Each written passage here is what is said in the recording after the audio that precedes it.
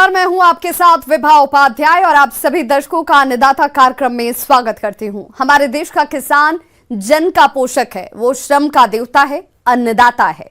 उसमें ही भारत की आत्मा निवास करती है और ऐसे ही किसानों की प्रगति के लिए हम खेती बाड़ी से जुड़ी हुई बहुत सी नई लाभकारी जानकारियां हर रोज सुबह लेकर आते हैं। तो चलिए कार्यक्रम शुरू करने से पहले देखते हैं क्या है आज के अन्नदाता में।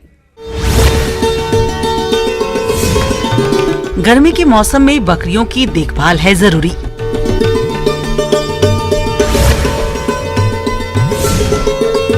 मृदा कटाव की है गंभीर समस्या, बचाव के अपनाएं उपाय।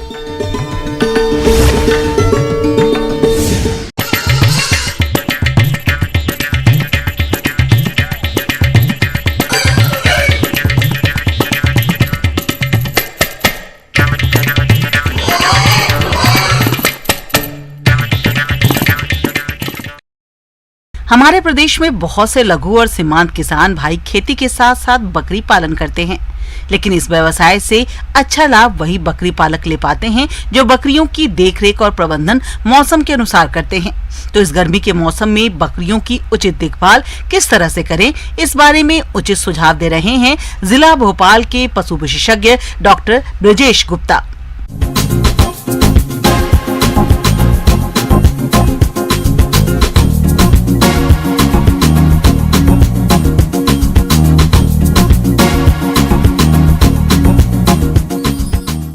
हम यहाँ पर थोड़ा बकरी के जो पालन और प्रबंधन के बारे में चर्चा करेंगे। अभी चूँकि गर्मी का मौसम है और हमने ये देखा है कि बकरी को गरीबों की गाय कहा है गांधी जी ने। बहुत ही संवेदनशील पशु है। तो इसमें क्या होता है कि गर्मी और ठंड के प्रति बहुत ज़्यादा संवेदनशील होती है, इसलिए उसका गर्मी में हमको विशेष ध्यान रखना चाहिए। यहाँ मैं कुछ टिप्स आपको बताऊँगा। बकरी पालन में एक चीज़ का हमको विशेष ध्यान रखना है, गर्मी में ठंडा रहे और ठंड में गर्म रहे। उसके लिए जो शेड का निर्माण होता है वो एक साइंटिफिक तरीके से होता है, ताकि जो गर्मी का मौसम है उसमें गर्म हवा नहीं आए। किसान भाइयों, गर्मी के मौसम में बकरियों की आवास व्यवस्था अच्छी करनी चाहिए। इसके लिए गर्म क्षेत्रों में आवास का द्वार पूर्व पश्चिम दिशा में और छत ऊंची हो। आवास की छत इस प्रकार होनी चाहिए कि छत का एक भाग दूसरे को सूर्य की सीधी किरणों से बचाए। गर्म हवा से बचने के लिए पूर्व पश्चिम की तरफ 1 मीटर ऊंची दीवार होनी चाहिए। छत की दीवारें बाहर से सफेद और अंदर से रंगीन होनी चाहिए। अधिक गर्मी के समय दीवारों एवं छतों पर पानी का छिड़काव भी करें। दूसरी चीज हमको ये ध्यान रखना है, जब शेड निर्माण अपना होता है तो हम 3 शेड निर्माण कम से कम करें। बच्चों के लिए अलग करें, बकरी के लिए अलग करें और जो ग्यावन है उनके लिए अलग करें। दूसरी, ग्रीनरी भी हमको बराबर वहाँ पे लगाना है।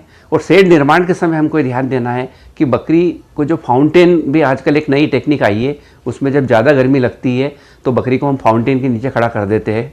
उसमें पानी स्प्रिंग होता रहता है तो उसको बकरी को गर्मी कम लगती है। तो जो हम शेड निर्माण करते हैं इसका बकरियों का, उसमें गर्मी के मौसम में ये बिल्कुल आप ध्यान रखिए कि वहाँ पर पंखे लगे रहें, वहाँ पर कूलर लगे रहें और पानी की व्यवस्था रहें।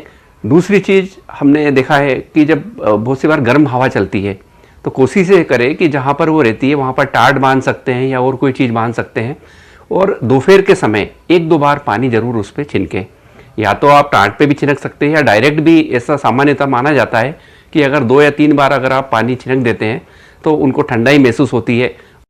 और कोशिश ये करें जो आवास रहता है उसमें अगर चादर वगैरह जो ऊपर रहती है, टीन रहता है, या तो वो जो कपड़े कवेलू वगैरह रहते हैं उसकी रहे, या फिर ऊपर कोई घास फूस आप डाल दें। और दिन में 2 बार, एक दोपहर में 12 बजे के आसपास और शाम को 3 बजे के आसपास एक बार पानी छिनक दें, सेट पे छिनक दें। और अगर जानवर ऐसा लग रहा है कि बहुत ज़्यादा लू चल रही है तो जानवर के ऊपर भी हम पानी छिनक सकते हैं। हमको ये ध्यान रखना है कि हमारे आसपास स्वास्थ्य का प्रबंधन या साफ़ सफाई अच्छे से हम करें। उसमें हम फिनाइल का उपयोग कर सकते हैं। फिनाइल से क्या रहता है कि मक्खी वगैरह नहीं आती है। बकरी एक जुगाली करने वाला पशु है, लेकिन उनकी दूसरे पशुओं के मुकाबले खाने की आदत भिन्न होती है। बकरी अपने शरीर के वजन का 3 से 4% तक सूखा पदार्थ आराम से ग्रहण कर सकती है। चारे के रूप में किसान बकरियों को अनाज वाली फसलों से प्राप्त चारा, फलीदार हरे चारे, पेड़ पौधों की पत्तियों का चारा, विभिन्न प्रकार की घास आदि को खिला सकते हैं और एक औसत दुधारू बकरी को दिन में करीब 3.5 से 5 किलोग्राम चारा मिलना जरूरी है। इस चारे में कम से कम 1 किलोग्राम सूखा चारा और 2 से 2.5 किलोग्राम हरा चारा मिलना चाहिए। बकरी को रोजाना 1 से 3 किलोग्राम हरा चारा, आधा से 1 किलोग्राम भूसा और 150 से 400 ग्राम दाना रोजाना खिलाना चाहिए। तो कोशिश ये होना चाहिए कि जहाँ पर बकरी पालन हो रहा है वहाँ पर छोटे पेड़ लगे हो, उनकी पत्तियाँ उसको मिलता रहे, या फिर आप घास वगैरह भी देना चाहें हरा तो वो उसको बराबर मिलता रहे। हमने देखा है कि जो बकरी पालक रहते हैं जो उसको बाहर घुमाते हैं, बहुत सी बार दिन के समय लिया जाते हैं बकरियों को, लेकिन अगर आप गर्मी में बाहर ले जाएंगे तो उनको हीट स्ट्रोक होने की बहुत ज़्यादा संभावना रहती है। दूसरी चीज़, हमको सुबह और शाम को 2 बार उसको हरा चारा देना चाहिए या पत्ती देना चाहिए। हरा चारा देने का फ़ायदा ये होता है कि जो हीट स्ट्रोक है उससे सीधा बचाव हो जाता है, क्योंकि हम ये जानते हैं हरे चारे में लगभग 70-80% पानी रहता है, तो वो उसको डायरेक्ट मिल जाता है। छोटे जो बच्चे रहते हैं उनको कोशिश ये करें 3 महीने तक उनको माँ का दूध मिलता रहे। हमने देखा है कि अगर माँ का दूध बराबर मिलता है तो बच्चे हेल्दी रहते हैं, उनको स्ट्रेस में नहीं आते हैं और बीमारी भी कम घेरती है। किसान भाइयों, अगर आप घर पर संतुलित आहार बनाना चाहते हैं तो 100 किलो दाना मिश्रण तैयार करने के लिए जई, बाजरा 25 किलो, खलियां 20 किलो, गेहूं का चोकर 20 किलो, धान की कनकी 17 किलो, दालों की चुनी 15 किलो, खनिज मिश्रण 2 किलो और साधारण नमक 1 किलो को अच्छी तरह से मिलाकर दाना मिश्रण तैयार करें। दूध देने वाली बकरियों को जीवन निर्वाह के लिए 150 ग्राम के अतिरिक्त 300 से 400 ग्राम दाना प्रति किलोग्राम दूध के हिसाब से प्रति बकरी देना आवश्यक है। दूसरी चीज़ हमको ये करना चाहिए कि गर्मी के मौसम में उसका जो पानी है हर जगह रखा रहे, जो बड़ी बकरी के लिए अलग रहे, छोटे बच्चों के लिए अलग रहे और जो बकरे हैं उनके लिए अलग रहे। क्योंकि कभी कभी क्या होता है, एक ही जगह पानी होने के कारण जो छोटे कमज़ोर जो हमारे बकरी रहती है उनको पानी और खाना बराबर मिल नहीं पाता है। कृमिनाशक दवाई देना बहुत ज़रूरी होता है। हम उसके वजन के हिसाब से कृमिनाशक दवाई देते हैं। और एक चीज़ और ये ध्यान रखने योग्य है, जो ग्यावन बकरियां हैं उनको भी जो बच्चा जन्मने के पहले हम उसको कृमिनाशक दवाई दें अपने चिकित्सक की सलाह के अनुसार, और एक बच्चा होने के बाद भी कृमिनाशक दवाई दें। जब ये मौसम चेंज होता है, जैसे हमने देखा है कि गर्मी के बाद बारिश का मौसम आता है, तो उसके पहले हमको उसके टीकाकरण की और रोग के बचाव की पूरी तैयारी करना पड़ता है कि हमारे बकरियों में कौन कौन से टीके कब कब हमको लगवाना चाहिए। तो सामान्यतः हमने देखा है कि अगर टीकाकरण लगा है तो हमारे 90% जानवर बीमारियों से बचाव हो जाता है। टीकाकरण एक हम PPR का लगवाते हैं, मुंह और खुर की बीमारी का हम लगाते हैं, एक एंट्रोटॉक्सिमिया होता है, इसमें क्या दस्त लगता है और हमारे बच्चों की मृत्यु हो जाती है, तो उसका भी टीकाकरण लगवाते हैं। टीकाकरण सरकारी हॉस्पिटल में भी उपलब्ध है और प्राइवेट में भी उपलब्ध है इसका जो डोज है, और हम उसका जो रिपीट जो करते हैं वो दिए गए निर्देश अनुसार या अपने पशु चिकित्सक की सलाह के अनुसार हम उस टीकाकरण का जो निर्देश है उसको फॉलो करते हैं। किसान भाइयों, अभी तक आपने खेती से जुड़ी हुई कुछ उपयोगी जानकारियां देखी। अब लेते हैं एक छोटा सा ब्रेक, जल्द लौटेंगे और कार्यक्रम में आगे भी है खेती बाड़ी से जुड़ी हुई महत्वपूर्ण जानकारियां, तो बने रहिए हमारे साथ।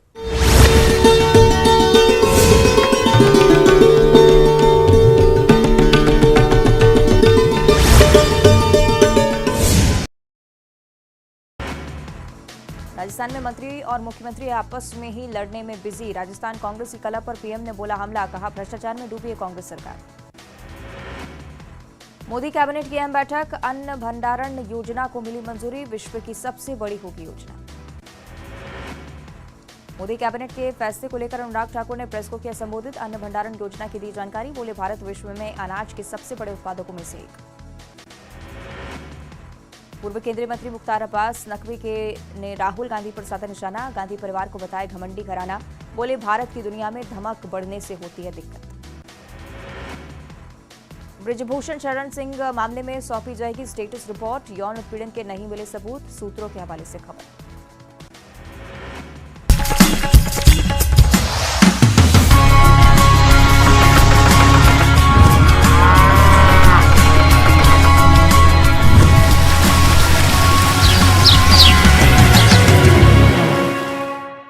ब्रेक के बाद एक बार सभी दर्शकों का एक बार फिर से अन्नदाता में स्वागत है। चलिए रुक करते हैं अगली कड़ी की ओर।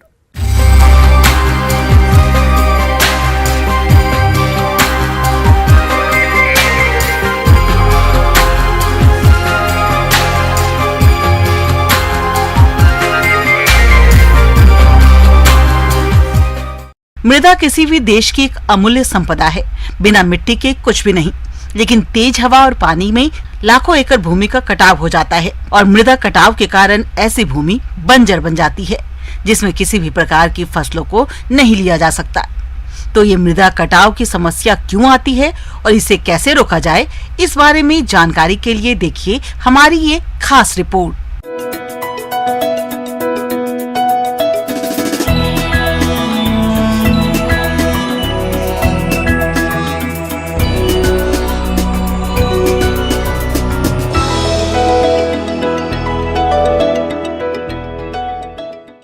मिट्टी कृषि का आधार है जो मनुष्य की जरूरतों जैसे खाद्य, ईंधन और पशुओं के लिए चारे की पूर्ति करती है। लेकिन इतनी महत्वपूर्ण होने के बावजूद भी मिट्टी के संरक्षण के प्रति खास ध्यान नहीं दिया जा रहा है, जिसके चलते मिट्टी अपनी उर्वरा शक्ति खोती जा रही है। किसान भाइयों, भूमि की सबसे ऊपरी उपजाऊ परत का हवा या पानी के द्वारा एक स्थान से दूसरे स्थान पर चला जाना ही मिट्टी का अपरदन है। देश भर में हर साल लगभग 5 मिलियन टन से भी अधिक मिट्टी का अपरदन होता है, जिससे समझा जा सकता है कि यह समस्या कितनी गंभीर है, क्योंकि इससे लाखों एकड़ भूमि खेती की दृष्टि से खराब हो रही है। इस प्रकार उपजाऊ मिट्टी नष्ट होकर नदियों में पहुंच जाती है और गाद जमा होकर पानी का जल स्तर ऊपर आ जाता है, जो आगे चलकर बाढ़ का कारण बनती है। मिट्टी के कटाव के प्रमुख कारण पेड़ों को नष्ट कर देने से जमीन पर हवा और पानी का बहाव तेज हो जाता है। वर्षा होने पर पहाड़ी ढालों पर खेती करने से भी मिट्टी का कटाव शीघ्र होने लगता है। आजकल पेड़ों का जलाना, काटना आम सा हो गया है। यह भी मृदा कटाव का मुख्य कारण है। कई बार अपने राज्य में तेज आंधियां चलती है, जिससे मिट्टी के टीले एक स्थान से दूसरे स्थान पर चले जाते हैं। जैसे कि आप देख पा रहे हैं कि यह मृदा कटाव किस प्रकार से हो रहा है, जिससे उपजाऊ भूमि की कमी होती जा रही है।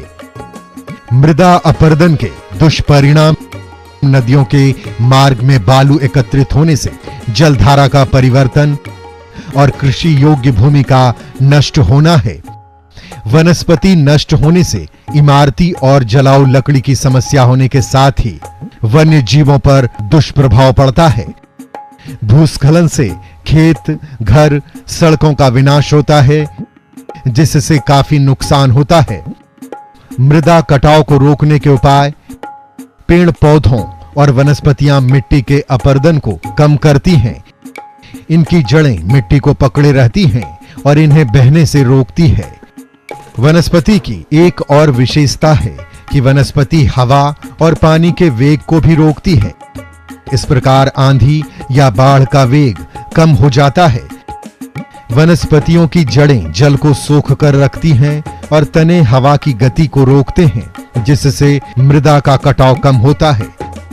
मृदा कटाव रोकने के कुछ उपायों को अपनाकर किसान अपरदन को कम कर सकते हैं, जो इस प्रकार है: वृक्षारोपण करना और वृक्षों के समूल नष्ट ना करना, बाढ़ को नियंत्रित करने के लिए बांधों का निर्माण करना और विशाल जलाशय बनाना, पहाड़ों पर सीढ़ीनुमा खेत बनाना और ढाल के आर पार जुताई करना, पशु चराई को नियंत्रित करना, कृषि योग्य भूमि को कम से कम परती छोड़ना, फसलों की अदला बदली करके उगाना, मरुस्थल को नियंत्रित करने के लिए वनों को लगाना, भूमि की उर्वरा शक्ति को बनाए रखने के लिए खाद और उर्वरकों का समुचित उपयोग करना।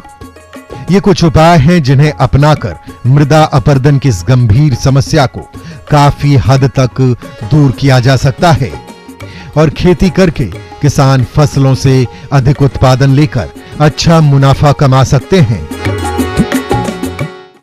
आगे और भी हैं खेती बाड़ी से जुड़ी हुई बहुत सी रोचक जानकारियां, पर यहां रुकेंगे एक छोटे से ब्रेक के लिए। जल्द हाजिर होते हैं।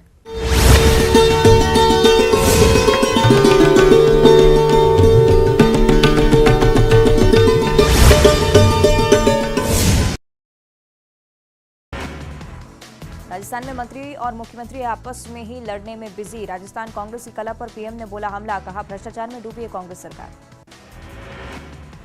मोदी कैबिनेट की अहम बैठक, अन्न भंडारण योजना को मिली मंजूरी, विश्व की सबसे बड़ी होगी योजना। मोदी कैबिनेट के फैसले को लेकर अनुराग ठाकुर ने प्रेस को किया संबोधित, अन्न भंडारण योजना की दी जानकारी, बोले भारत विश्व में अनाज के सबसे बड़े उत्पादकों में से एक। पूर्व केंद्रीय मंत्री मुख्तार अब्बास नकवी ने राहुल गांधी पर साधा निशाना, गांधी परिवार को बताया घमंडी घराना, बोले भारत की दुनिया में धमक बढ़ने से होती है दिक्कत। ब्रिजभूषण शरण सिंह मामले में सौंपी जाएगी स्टेटस रिपोर्ट, यौन उत्पीड़न के नहीं मिले सबूत, सूत्रों के हवाले से खबर। ज्ञानवापी केस में इलाहाबाद हाईकोर्ट का बड़ा फैसला, पूजा रोकने की मांग वाली मुस्लिम पक्ष की याचिका खारिज।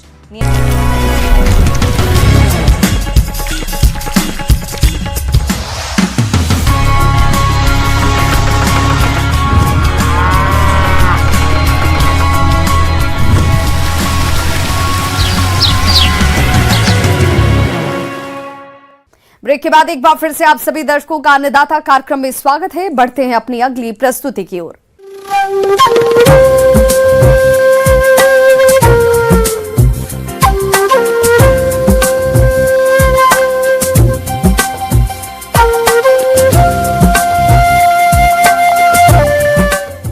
मौसम के अनुसार प्रबंधनों पर ही टिकी है आपकी खेतीबाड़ी, और इसलिए मौसम पूर्वानुमान और उस पर आधारित साप्ताहिक कृषि सलाह इस प्रकार है।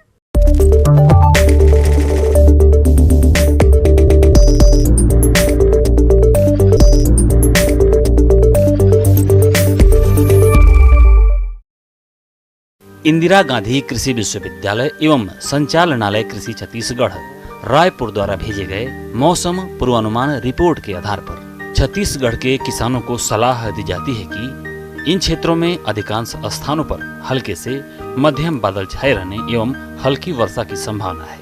ऐसे में इन क्षेत्रों के किसान भाइयों को सलाह दी जाती है कि ग्रीष्मकालीन धान पककर तैयार हो जाने पर कटाई का कार्य करें। ग्रीष्मकालीन उड़द एवं मूंग की फसल पककर तैयार हो जाने पर कटाई का कार्य करें। ग्रीष्मकालीन तिल की फसल पककर तैयार हो जाने पर कटाई का कार्य करें। मूंगफली की फसल पककर तैयार हो जाने पर खुदाई का कार्य करें। जिन खेतों में गन्ने की फसल घुटने की ऊंचाई तक आ गई हो, उन खेतों में निराई गुड़ाई करने के उपरांत नाइट्रोजन की शेष मात्रा का आधा हिस्सा डालकर मिट्टी चढ़ाने के बाद सिंचाई करें। खरीफ फसलों की बोनी से पूर्व खेतों में लगने वाले कृषि यंत्र एवं उपकरणों की व्यवस्था कर आवश्यक मरम्मत कर लेवें। खेत की गहरी जुताई करें और पॉलीथीन से ढक दें, जिससे मृदा जनित खरपतवार, बीमारी एवं कीटों के अंडे नष्ट हो जाएं। लता वाली सब्जियों में जल एवं उर्वरक की सही मात्रा अच्छी फसल के लिए आवश्यक है। कद्दू वर्गीय फसलों में लाल कीट के नियंत्रण के लिए इमिडाक्लोप्रिड 17.8 SL की 1 मिलीलीटर मात्रा प्रति 3 लीटर पानी के हिसाब से घोल बनाकर छिड़काव करें। नींबू की फसल में जल मांग अधिक होती है, अतः प्रतिदिन सिंचाई करें।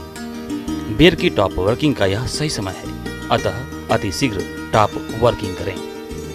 उद्यान की फसल मुख्यतः फल उद्यान लगाने के इच्छुक किसान भाई गड्ढे 1x1 मीटर का तैयार कर उपचार के लिए खुले रखकर धूप दिखाएं। साथ ही फल वृक्षों के किस्मों का चयन कर पौधे लगाने की व्यवस्था करें। पौधे लगाने का कार्य बरसात के मौसम में ही करें। पशुओं के अच्छे स्वास्थ्य और दुग्ध उत्पादन के लिए चारे के साथ साथ 50 ग्राम नमक और 50 से 100 ग्राम खनिज मिश्रण प्रति पशु अवश्य दें। बाहरी परजीवियों से बचाव के लिए ब्यूटॉक्स का उपयोग करें। पशुशाला की नियमित सफाई करें। 1 लीटर पानी में 5 मिलीलीटर फिनाइल मिलाकर फर्श की सफाई करें। किसान भाई अपने जानवरों को धूप में निकलने से बचाएं। ज्यादा से ज्यादा पानी पिलाएं और जानवरों को नियमित रूप से नहलाएं। पशु बाड़े को हवादार बनाएं एवं गीले वारदाने लटकाकर ठंडा रखें। यदि संभव हो तो पशु बाड़े में फोगर की व्यवस्था करके हर 4-5 घंटे में फोगर चलाएं। भैंस वंशीय पशुओं को पानी भरे तालाब में छोड़ें। पशु चिकित्सक से संपर्क कर अपने मवेशियों को गला घोंटू एवं लंगड़ी रोग का टीकाकरण करवाएं। पशुओं को लू लगने पर छायादार स्थान पर ले जाकर गीले कपड़े से पूरे शरीर को बार बार पोंछें। बकरियों में पीपीआर रोग के नियंत्रण के लिए टीका लगवाएं। गर्मी से बकरियों की सुरक्षा करें। बकरियों को हरा चारा, साफ पानी एवं सूखे स्थान पर बांधें एवं परजीवियों से बचाव के लिए जरूरी उपाय करें। मुर्गियों में रानीखेत बीमारी के नियंत्रण के लिए टीका लगवाएं। चूजों को 7 दिन की अवस्था पर टीकाकरण करवाएं। मुर्गे और मुर्गियों को मिनरल मिक्सचर और साफ एवं ताजा पानी दें। मुर्गीशाला की बिछाली गीला होने पर समय से पलट दें और सुखाने के लिए चूना का भुरकाव करें।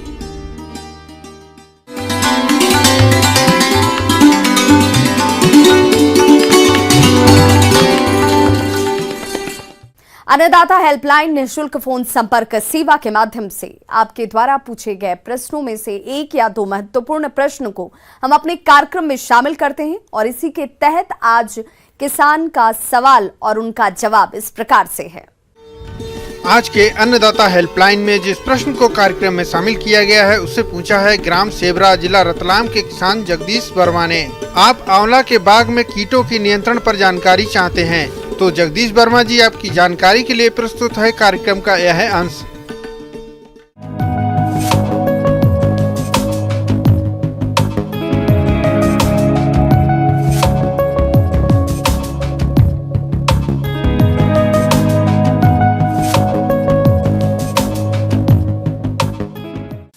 नमस्कार किसान भाइयों, आज मैं आपसे चर्चा करूंगा आंवले की फसल में पौध संरक्षण। आंवला बहुत ही एक उपयोगी फसल है और पूरे भारत में क्या पूरे विश्व में इसकी जो है डिमांड है। समस्या वहाँ जाती है जब हम देखते हैं कि इसमें कीड़े मकोड़े बीमारी इन सब का जब जो है अटैक होता है। किसान भाइयों, आंवला के बाग में छाल भक्षक कीट का प्रकोप अधिक होता है। यह कीट पौधों के तनों में घुसकर उसकी छाल और तना को खाकर नुकसान पहुंचाता है, इसलिए इस कीट का समय रहते नियंत्रण करें। पौधे हमारे तैयार हो गए तो पौधे में सबसे ज़्यादा मेजर समस्या जाती है हमारी जो भी है, सबसे बड़ी समस्या है इंदरबेला की जो भी है। किसान इसने हतप्रभ है और बहुत ही परेशान है। जब ये कीड़ा जो है रात के समय में एक्टिव होता है जो भी है और पूरी जो है उसके तने को कुतरना शुरू कर देता है और उसकी जो बीट होती है पूरा पौधे के ऊपर से लेके नीचे लड़ी बना के पूरी दिखने लगती है, उस जाली के रूप में दिखने लगती है जो भी है। इंदरबेला की बात करें तो जहाँ से इंदरबेला जो है वो रहता है जो भी है उस जगह पे छोटा छोटा कॉटन के टुकड़े ले लो जो भी है और कोई भी इंसेक्टिसाइड ले लें बाजार में जो उपलब्ध हो और उसमें डुबा के, नहीं हो तो मिट्टी का तेल भी होता है आजकल, कई लोग मिट्टी के तेल ग्रीस वगैरह मिला के अगर उसमें आप डाल देंगे और ऊपर से हाथ में छोटा सा लेप बना दें मिट्टी का पेस्ट बना ले जो भी है उसमें कॉटन में डालें और मिट्टी को उसके अंदर बंद कर दें। उसके अंदर जो कीड़ा होगा जब उसको कुछ नहीं मिलेगा और उसको जो है सुगंध से जो कि जो अपना कई प्रकार के फॉजिन गैस होती हैं जो कि रिलीज की जाती है इंसेक्टिसाइड में, वो उससे जिंदा नहीं रहेगा और अंदर जो है मर जाएगा। इससे हम प्रबंधन जो है कर सकते हैं। इसके अलावा आंवला के बाग में लगने वाले कीटों की बात करें तो गाल मिर्च और रस चूसक कीट नुकसान पहुंचाते हैं। इन कीटों के कारण पौधों की बढ़वार और फलों के उत्पादन में कमी आती है, इसलिए किसान भाइयों इनकी पहचान कर नियंत्रण करें। दूसरा है जो भी है इसमें जो भी है गॉल मेकर क्या होता है, जो पहले जो है टहनी जहाँ पे पेंसिल आकार की टहनी होती है वहाँ पे अंदर रहता है, धीरे धीरे गांठ बनाना शुरू कर देता है और गांठ बना के जो भी है धीरे धीरे ग्रोथ करता रहता है। ग्रोथ करने के पश्चात अगर हमने ध्यान नहीं दिया और उसी टहनी में जाके आगे फसल लग गई, हमारे फ्रूट्स जो है आंवला के लग गए तो देखा गया वजन के कारण वो वहाँ से पूरी टहनी पूरी टूट जाती है और हमारा पूरा आर्थिक जो है नुकसान हो जाता है। या कि कई बार हवा ऐसी चलती, तेज हवा चल गई तो वो टहनियाँ जो है टूटना स्टार्ट कर जाती हैं। इसका प्रबंधन करने के लिए कैसे किया जाए जो भी है किसान भाई, सिंपल सस्ता जो है सुंदर उपाय जो भी है। सबसे जहाँ पे गठान है, जहाँ पे आपको दिख रहा है निकल, तो शुरुआती अवस्था में अगर दिख गया तो वहाँ से कट करके आप जो भी है दूर कहीं जला दें, क्योंकि अगर उसका अंडा जो है अंदर रह गया, उसका कीड़ा अगर अंदर रह गया, प्यूपा उसका अंदर रह गया तो वो फिर जाके उड़ के आएगा और आपकी फसल में अटैक करेगा। तो कोशिश करें बहुत नीचे गड्ढे में गड़ा दें या कि फिर उसको जो है जला दें जो भी है। किसान भाइयों, गालमेज कीट का रासायनिक नियंत्रण करने के लिए आप ट्राइजोफास 2 मिलीलीटर दवा प्रति लीटर पानी के हिसाब से घोलकर 10 दिन के अंतराल पर छिड़काव करें।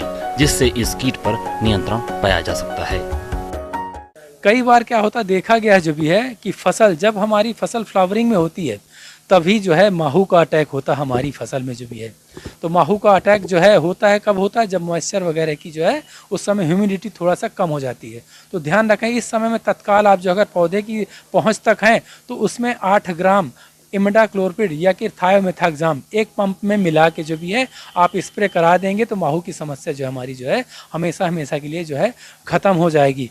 तो इसी के साथ किसान भाइयों मैं आपसे विदा लेता हूँ। निश्चित रूप से आप हो सकता है आंवले की फसल के लिए जो भी है मेरी कही हुई बातों से ज़रूर जो भी है लाभ प्राप्त करेंगे।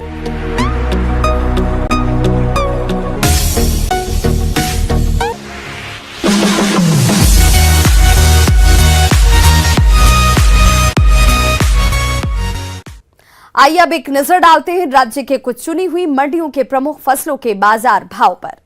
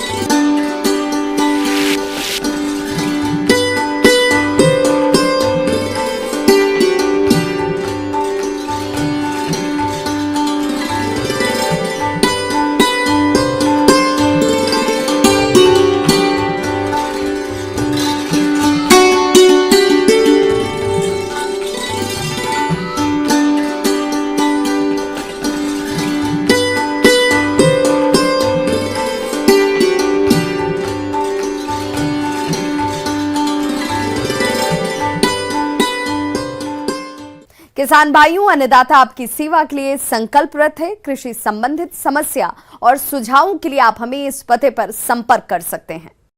प्रोड्यूसर अन्नदाता, news 18 Madhya Pradesh Chhattisgarh, Ramoji film city, Hyderabad 501512। साथ ही आप हमें ईमेल भी कर सकते हैं। हमारा ईमेल एड्रेस है p18annadatamp@nw18.com।